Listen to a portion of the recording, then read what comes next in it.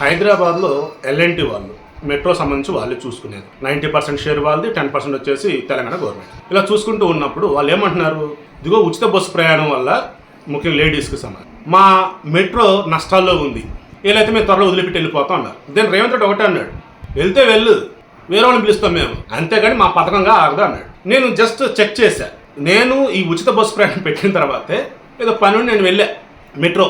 అయ్యా కిటకిటలాడుతూనే ఉంది, అసలు ఫుల్ రష్.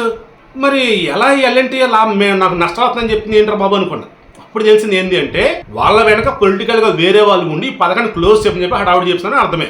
ఆన్ యావరేజ్ రోజుకి 4.5 లక్షల మంది అండి మెట్రో ట్రావెల్ చేసేది. ఇలా చూసుకుంటూ ఉన్నప్పుడు దగ్గరగా 703.20 అంటే 703.20 కోట్ల వీళ్ళకి ఆన్ యావరేజ్కి వస్తున్నట్టు మంత్లీ. వీళ్ళకి మంత్లీ అవుతున్న ఖర్చు ఎంత బాబు అంటే 429 కోట్లే. అంటే ఇట్లా లాభమే కదా. మరి ఏంటి వీళ్ళంటే వీళ్ళు 12,500 కోట్లు దాదాపు లోన్లు తెచ్చుకున్నారు మహానుభావులు. వాటికి ఇంట్రెస్టే 1273 కోట్లు కడతాన్నారు. దీనికి కానీ ఏం చేస్తున్నారు, ఆల్రెడీ ఈ మెట్రో స్టేషన్లకు సంబంధించి కొన్ని స్టేషన్లో షాపింగ్ మాల్స్ ఇవన్నీ కట్టున్నారు కదా, అవి వేరే వాళ్ళకి లీజులకి ఇవ్వటాలు, సబ్ లీజులు అన్నట్టు. అండ్ రాయదుర్గం దగ్గర వచ్చేసి ఏకంగా 15 ఎకరాలు దాదాపు ఉంటే ఏకంగా అది గవర్నమెంట్ సేల్ పెట్టేసిన దానిలో వీళ్ళకి కొన్ని ఎకరాలు ఏదో వచ్చి ఉన్నాయి. దాన్ని నమ్ముకుంటే కొన్ని వేల కోట్లు దాదాపు తీర్చుకోవచ్చు. ఇలా మొత్తంగా చూసుకుంటూ ఉంటే వీళ్ళ చేతకంతనం అనాలి, లేదన్నప్పుడు వీళ్ళు అత్యాస అనాలి, లేదన్నప్పుడు అద్భుతంగా నడుస్తలే ఈ మాల్స్, అద్భుతంగా నడుస్తలే బిజినెస్లు, అద్భుతంగా వస్తలే యాడ్స్, ఇంకేముంది సూపర్ అని చెప్పేసి అనుకొని వీళ్ళు చేసిన దానివల్లే ఇప్పుడు నష్టాల్లో ఉన్నారు తప్ప ఆర్టీసీ ఉచిత ప్రయాణం వల్ల కాదు. తర్వాత వీళ్ళు ఇప్పటికైనా కానీ మెట్రోకు సంబంధించి ప్రయాణికుల సంఖ్య పెరగాలంటే ప్రజలు 3 కోచ్లు ఉన్నాయి, అవి 6 కోచ్లు చేయండి.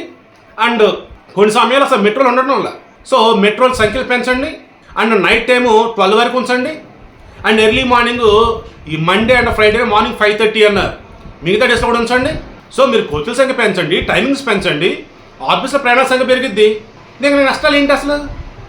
సో ప్రభుత్వానికి సంబంధించి ఏదైతే మహాలక్ష్మి పథకంలో భాగంగా ఆడవారికి ఉచిత ప్రయాణం అన్నారో దానిని ఈ ఎల్ఎన్టీ మెట్రో ప్రయాణానికి లింక్ పెడుతూ హడావుడి చేయడం అనేది అది తప్పు.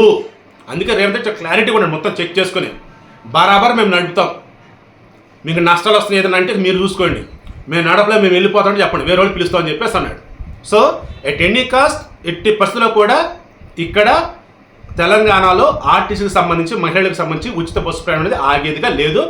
ఎల్ఎన్టీ వాళ్ళు చెప్తున్నది ఏదైతే ఉందో వాళ్ళు ఎప్పుడు ఉంపడిగా తెచ్చినటువంటి అప్పులకి దానికి కడుతున్న వడ్డీలకి వాళ్ళకి తలనొప్పి తప్ప ఈ ప్రయాణికుల వల్ల వారికి నష్టమైతే ఎక్కడా. ఆన్ యావరేజ్గా ఈజీగా ప్రయాణికులకు సంబంధించి నార్మల్గా లెక్కలేసుకుంటున్న లాభాల్లోనే ఎల్ఎన్టీ అయితే ఉంది.